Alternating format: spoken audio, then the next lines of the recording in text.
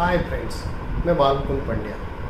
आज का video redevelopment के बारे में थोड़ी सी जानकारी दे रहा हूँ कि शायद किसी को पता न भी हो। व्हाट इज़ रीडेवलपमेंट, रीडेवलपमेंट क्यों करते हैं, वाई रिक्वायर्ड, बेनिफिट्स क्या है, डिसएडवांटेजेस क्या है और हु इज़ एलिजिबल, हम कैसे रीडेवलपमेंट कर सकते हैं। ये पूरी जानकारी आज के वीडियो में मैं दिखाने वाला हूँ। दोस्तों, आपको जानकारी के लिए ये भी बता दूं कि स्टेप बाय स्टेप रीडेवलपमेंट का प्रोसेस का 1 to 4 पार्ट ऑलरेडी रिलीज़ मैंने कर दिया है। आप नीचे गए लिंक में भी आप 1 to 4 पार्ट देख सकते हैं। उसके अलावा 5, 6 और 7 पाइपलाइन में है, जो शॉर्टली आपको दिखने को मिलेगा। दोस्तों, अभी तक आपने मेरे चैनल को सब्सक्राइब नहीं किया तो सब्सक्राइब कीजिए, लाइक कीजिए, दोस्तों के साथ शेयर कीजिए। अगर आपके पास कोई कंसर्न है तो drop down the message, I will try my level best to answer you और if required we will call you. दोस्तों, सबसे पहला अहम सवाल कि रीडेवलपमेंट क्यों करना पड़ता है, why required the redevelopment. Redevelopment in the sense फिर से डेवलपमेंट करना। कोई बिल्डिंग जो है वो बहुत पुरानी हो चुका है, टेंटेटिव हम समझते हैं कि 25 ईयर्स और मोर देन 20-30 ईयर्स हो चुकी है।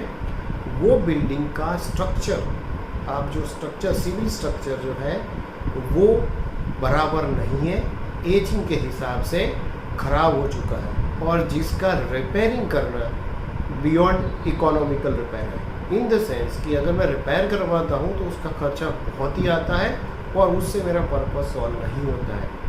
तो दोस्तों, सबसे पहले रीडेवलपमेंट मीन्स फिर से डेवलपमेंट करना। फिर से डेवलपमेंट करने के लिए गवर्नमेंट ने भी कुछ रूल्स बनाए हैं, वो हमको फॉलो करना है। सबसे पहले एजिंग का आता है कि बिल्डिंग सबसे 25 साल और उससे ज़्यादा पुरानी होनी चाहिए। बिल्डिंग स्ट्रक्चर अनसेफ या तो स्ट्रक्चर स्टेबिलिटी जो रिपोर्ट आता है वो आपको करवाना पड़ेगा, और स्ट्रक्चर स्टेबिलिटी का रिपोर्ट भी अगर अनसेफ आता है तो now the building is eligible for the redevelopment based on जो अपने रहने वाले मेंबर्स हैं उसकी विलिंगनेस और आगे की प्रोसेस में कैसे अप्रूव होता है, बेस्ड ऑन ये रीडेवलपमेंट में जाता है। फिर से अगर 1 से 4 पार्ट मेरा ऑलरेडी है, डिस्क्रिप्शन बॉक्स में चारों पार्ट की लिंक है, आप अगर डिटेल में प्रोसेस देखना चाहते हैं तो देख सकते हैं। दोस्तों, उसके बाद आता है कि रीडेवलपमेंट क्यों करना पड़ता है, कि रीडेवलपमेंट के बेनिफिट्स क्या हैं। बेनिफिट्स ये होता है कि आपको नया बिल्डिंग मिलता है, न्यू एम्यूनिटीज़ मिलती है।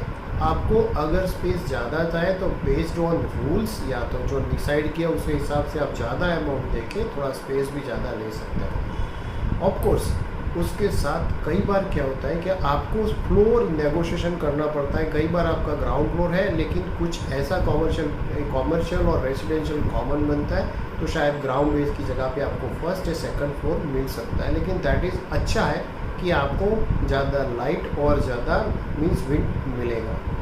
सेकंड एक एडवांटेज ये है कि नया कंस्ट्रक्शन के साथ साथ आपको प्रॉपरली डेवलप्ड किया हुआ प्रॉपर्टी आपके हाथ में आएगा, जिसकी वैल्यू पीछे आगे जाके फ्यूचर में बढ़ने ही वाली है। सो आपको बिल्डिंग का जो वैल्यूएशन है वो बढ़ जाता है।